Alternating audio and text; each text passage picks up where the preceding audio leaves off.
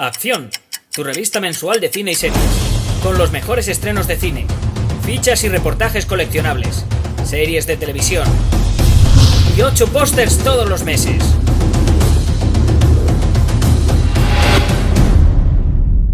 Búscala en tu kiosco. Muy buenas amigos y seguidores del canal de Acción Cine, una nueva videocrítica, en este caso de una película que no había podido ver hasta ahora, no había podido verla todavía, pero que tenía bastantes ganas, que es el estreno posiblemente de esta semana, que es Un lugar tranquilo, la película de terror dirigida por John Krasinski y que además cuenta con él mismo como protagonista, el productor, también ha estado en el guión y además con su mujer Emily Blunt también como coprotagonista de la historia, en una película sobre una familia muy peculiar, es un nuevo giro en el cine de terror, es una forma de contar una historia de monstruos más clásica, pero con un giro interesante y con un tema de familia de fondo también muy interesante, que es qué sería uno capaz de hacer por su familia, hasta qué punto es capaz de llegar una persona por su familia. Perdonad. Y todo eso lo refleja muy bien la película de Krasinski, que es un actor al que todos conocemos por papeles de comedia o sobre todo, todos le conocéis sobre todo por The Office, creo que todos le recordamos como Jim Halpert en The Office, aunque ha trabajado también en algún papel más serio, pero no se recuerda tanto. A mí, por ejemplo, me gusta muchísimo y supuso un cambio importante en 13 horas, la película de Michael Bay, que no se parece a nada de lo que ha hecho anteriormente Michael Bay, y en Detroit, por ejemplo, donde tenía un papel muy pequeñito, pero muy interesante. Luego ha tenido otros papeles más serios, pero sobre todo le recordamos por The Office. Y se ha convertido en una revelación el hecho de que pueda dar un giro. Todo el mundo esperaba que como director se dedicase más al tema de la comedia o a cosas pues mucho más cercanas a por lo que le conocemos. Eh, Aunque esta no es su primera película, ha dirigido ya, es la tercera si no recuerdo mal, tiene una de 2009 que ahora no me preguntéis por el título porque no me acuerdo, mi memoria no llega a tanto, que era una película muy independiente, muy pequeñita y tampoco fue muy valorada, pero hace no mucho, hace 2 años, dirigió Los Hollar, que era una comedia independiente, agridulce, también familiar, sobre una familia muy peculiar que se reúne ante la enfermedad de la madre, que era, pues una historia bastante simpática, bien dirigida, tenía a Margot Martindale, a Salto Copley, a Richard Jenkins, a Anna Kendrick, era una película muy interesante y bastante bien dirigida y una pequeña película independiente que recuerda pues a películas como El Camino a Casa y cosas de ese estilo. Eh, no fue tampoco nada del otro jueves, no fue una película memorable, era una buena película, una película que no tuvo ninguna repercusión en la taquilla, que también protagonizó el propio Krasinski, y en breve le vamos a ver en la serie, en la esperada serie de Amazon de Jack Ryan, que tenemos bastantes ganas de verla, en la adaptación de las novelas de Tom Clancy con el personaje de Jack Ryan, que en cine ya sabéis que lo han interpretado gente como Ben Affleck, Harrison Ford, recientemente Chris Pine y Alec Baldwin en posiblemente la mejor adaptación del personaje. Y ahora le vamos a ver en nada. Y aquí ha optado por algo un género que él mismo dice que no le enamoraba de niño, pero que ahora es un adicto, como es el cine de terror. Y A Quiet Place, un lugar tranquilo, pues es la historia de una familia que vive en un mundo en el que una raza de monstruos han llegado a... son ciegos y han llegado y la única forma de sobrevivir es estando en completo silencio, no emitiendo ruidos.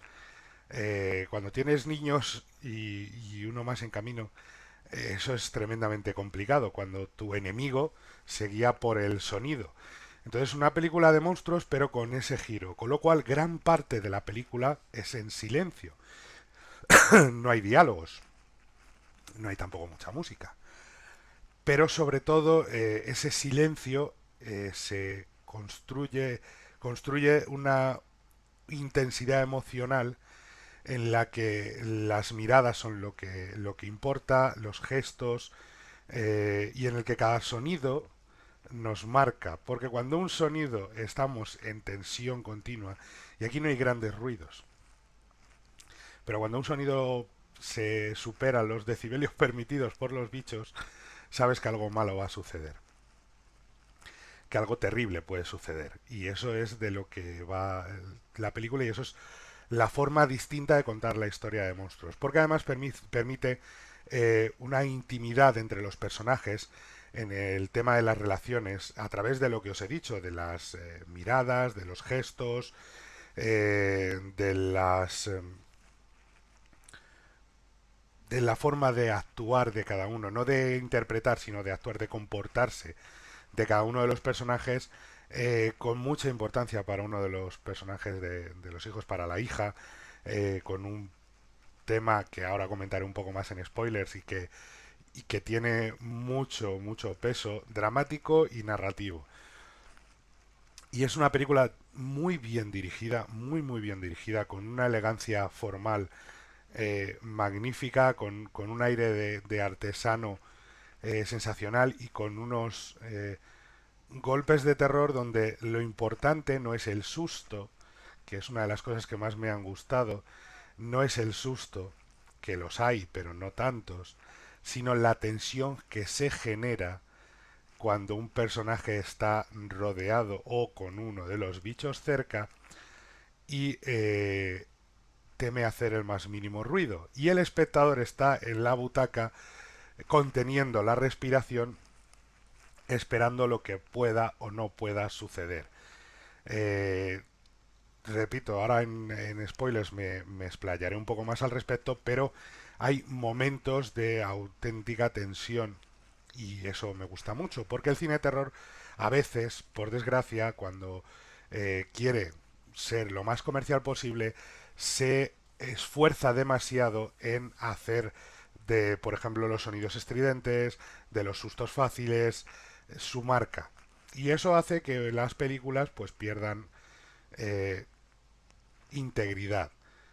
No integridad moral, sino integridad narrativa, que sean al final una excusa para llevarnos de susto a susto y que los sustos sean más o menos previsibles, pero muy poco satisfactorios al final cuando termina la película.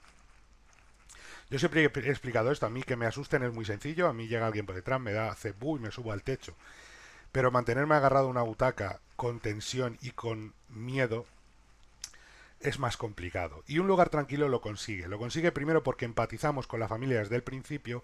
Está muy bien escrito el guión en ese sentido, en la presentación de los personajes, quiénes son, por qué están ahí. No necesita explicar mucho más.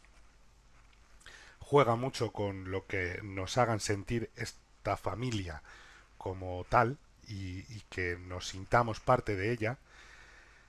Y eso es muy bueno. Y luego porque incorpora elementos narrativos que la hacen distinta al resto, que es lo del silencio. Eso funciona muy muy bien y juega con que el espectador está deseando gritar lo que ellos no pueden. Pero también tienes la sensación continuamente de la tensión de que si gritas les van a oír a ellos. Ya os digo que asustarme es muy fácil, transmitir tensión como transmite esta película, miedo y que te vayas comiendo la película a casa pensando en lo que te ha planteado, está muy muy bien planteado y es lo interesante y es lo realmente difícil. Más claves que tiene el diseño de los monstruos está muy bien y además es tan listo de mantenerlos ocultos gran parte de la película. son como sombras. Se mueven muy rápido, son muy fuertes, pero son sombras, no están ahí presentes continuamente, no son gráficamente visibles hasta casi el tercio final, donde se convierte en una presencia más física, más corpórea, más amenazadora todavía.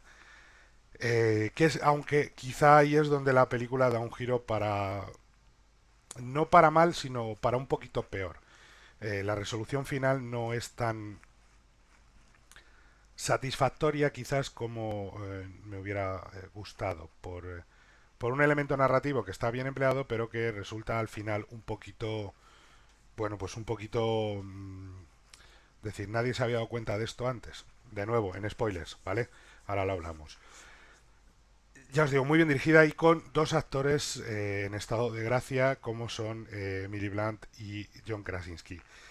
No sé si es por el hecho de que son matrimonio en la vida real y si habéis visto alguna entrevista, recientemente han hecho entrevistas juntos para promocionar la película, la química y el buen rollo y las coñas y las pullas y el cariño que se tienen se nota un montón, pero un montón, y en la vida real. Y eso ayuda seguramente a la hora de plasmarlo, a la hora de plasmar un matrimonio en la pantalla.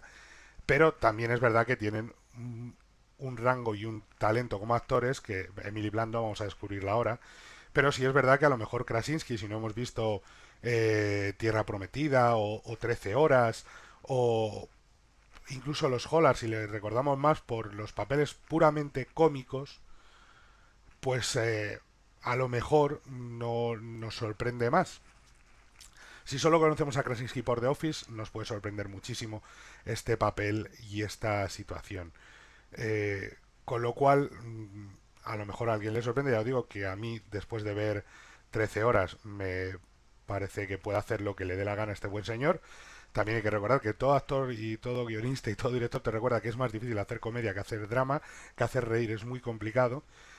Con lo cual, cualquiera que venga de la comedia luego en el drama suele reventarlo y clavarlo. Hay que recordar, por ejemplo, que con todo lo criticada que fue la segunda temporada de True Detective, nadie creo que sea capaz de criticar la labor que hizo Vince Vaughn, que venía de la comedia y que era como un miedo. Pero si no os gustó True Detective temporada 2, Brawl in Cell Block 99, la nueva película que acaba de llegar a nuestras pantallas, a nuestras pequeñas pantallas, porque ha salido en Blu-ray, con Vince Vaughn de protagonista, del director de Bon Tomahawk, que es un drama carcelario con muchos ecos de los años 70, ahí no tiene comedia y el actor está brutal, con lo cual algo parecido nos vamos a encontrar en el caso de Krasinski. Si no le habéis visto más allá de The Office, que puede ser que la hayáis visto en Detroit, o incluso lo he dicho en Los Hollar, o en cualquiera de ese estilo. En Aloha también aparecía, en esa película que aquí llegó a través de Netflix. Darle una oportunidad al actor y os va a sorprender muchísimo.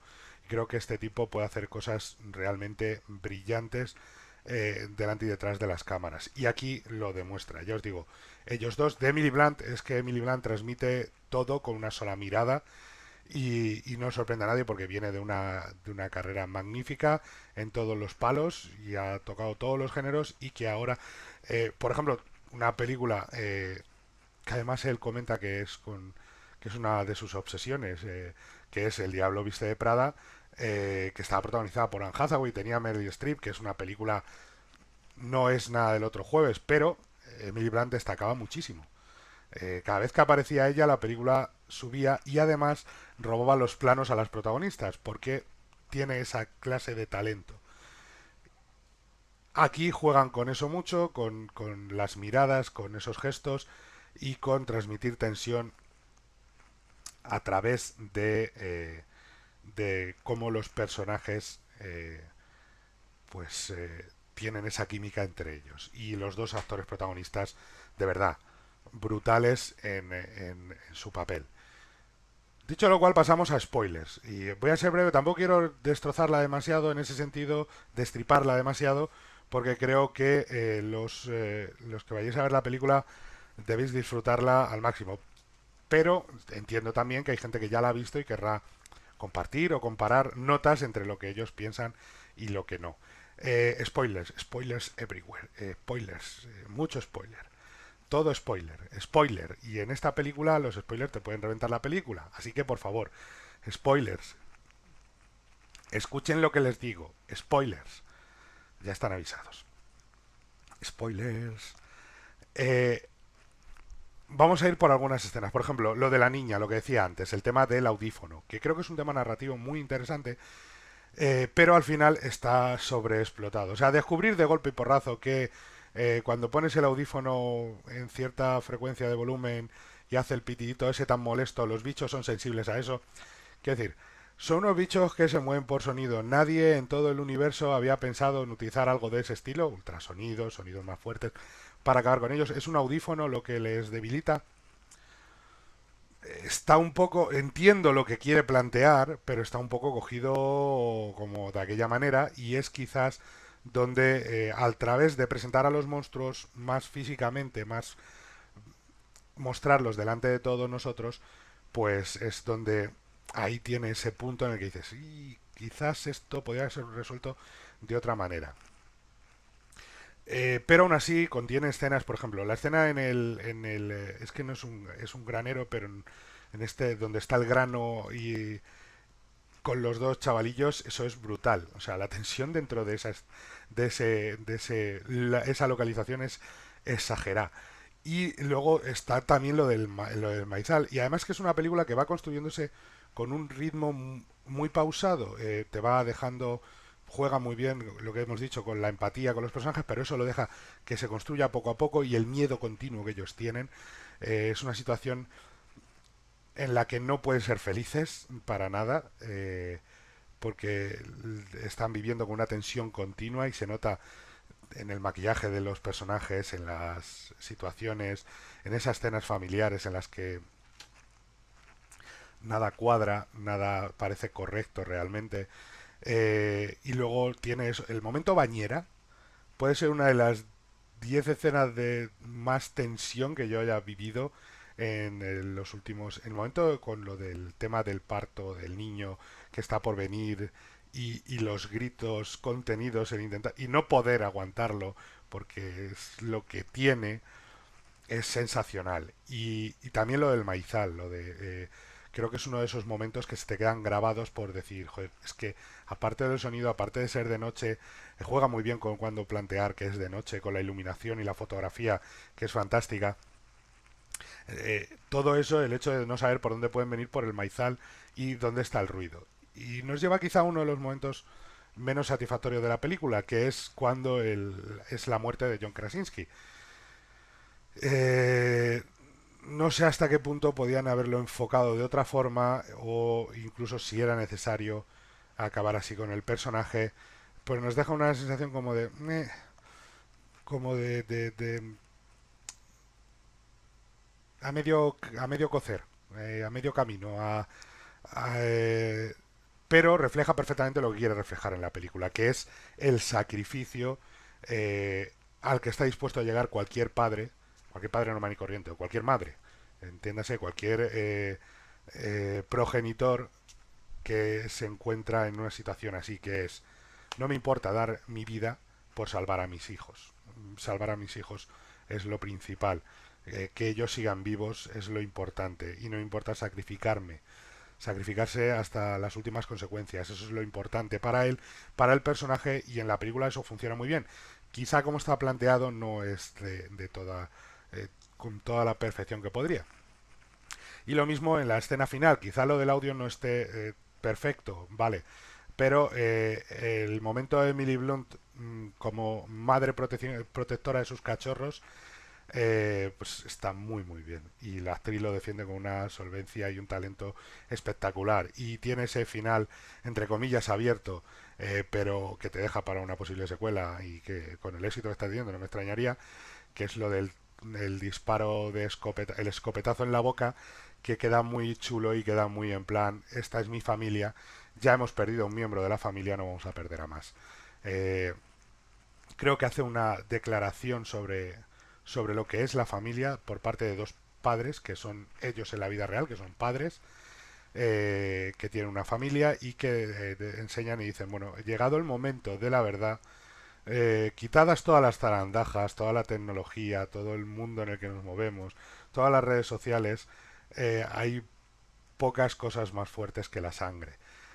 Más fuertes que defender a tu familia. Entiéndase la sangre no tiene que ser familia directa, o sea, es la gente, nuestra gente, los que son nuestros, los que sentimos como nuestros, sean familia cercana, sean hermanos adoptivos si queréis, sean amigos íntimos, sean lo que sea, nuestra familia y nuestros hijos, ese núcleo que formamos como seres humanos, ese núcleo social que va más allá de las redes sociales, más allá de todo eso, es lo que realmente nos sostiene a la hora de las cosas cuando llegan las cosas muy mal dadas. Y repito, no tiene solo que ver con el tema de la sangre, no me vengáis ahora con es que la defensa de la familia, no.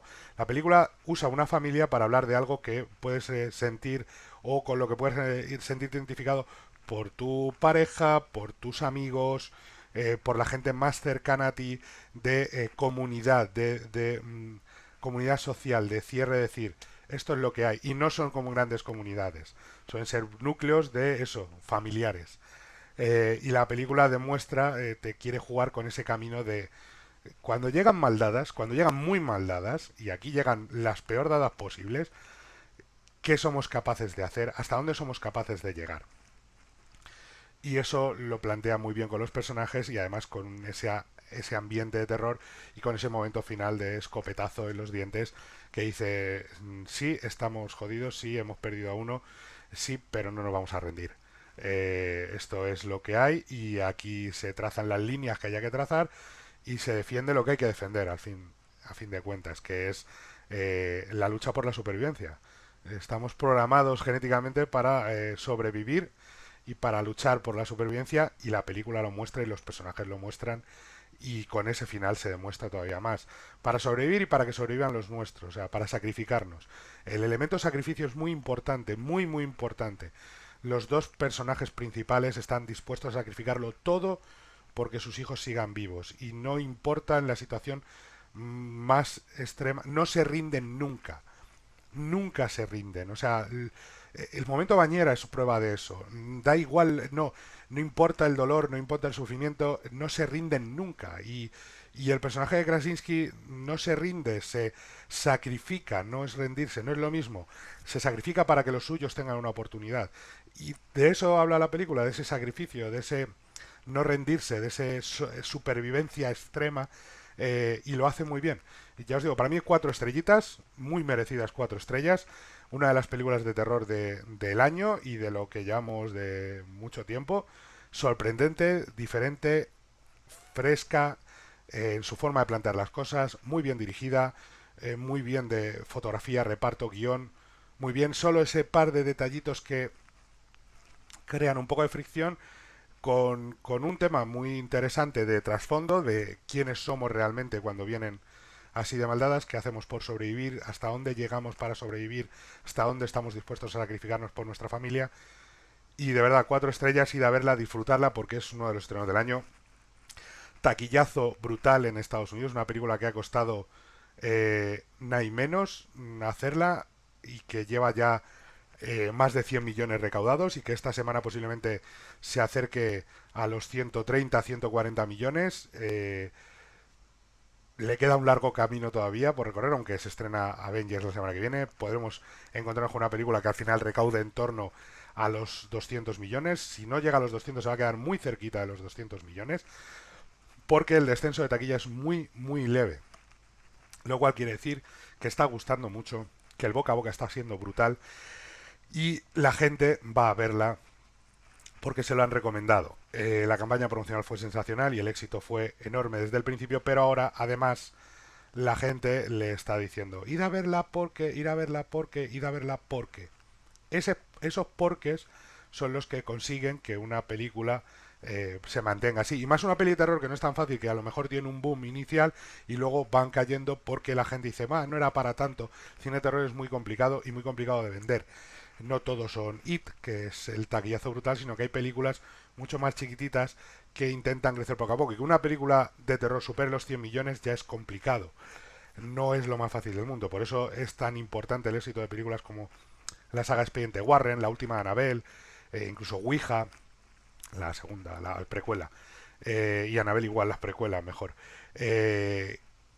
It, y ahora esta nueva película. Porque si vemos éxitos como el de Insidious 4, que tuvo un éxito de arranque brutal, en la segunda semana la película cae a plomo. ¿Por qué? Porque los fans ya han ido a verla, la han vendido muy bien, le ha interesado, pero cae a plomo porque ya no hay más que ver, ya no hay. Y aquí la gente, el boca a boca, la está levantando y la está convirtiendo en uno de los éxitos del año.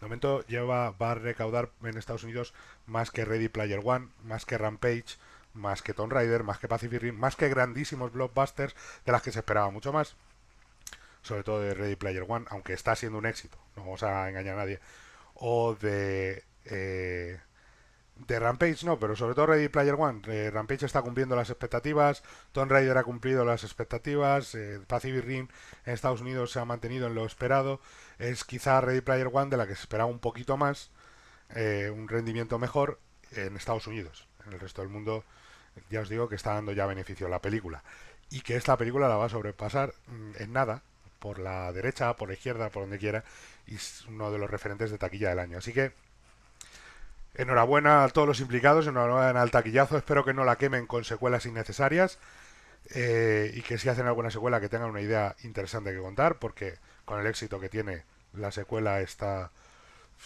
seguramente garantizada, pero no es necesario. Y ya sabéis, le dais al like, os suscribís, nos contáis lo que queráis y nos vemos en la próxima. Disfrutad de un lugar tranquilo. Hasta pronto.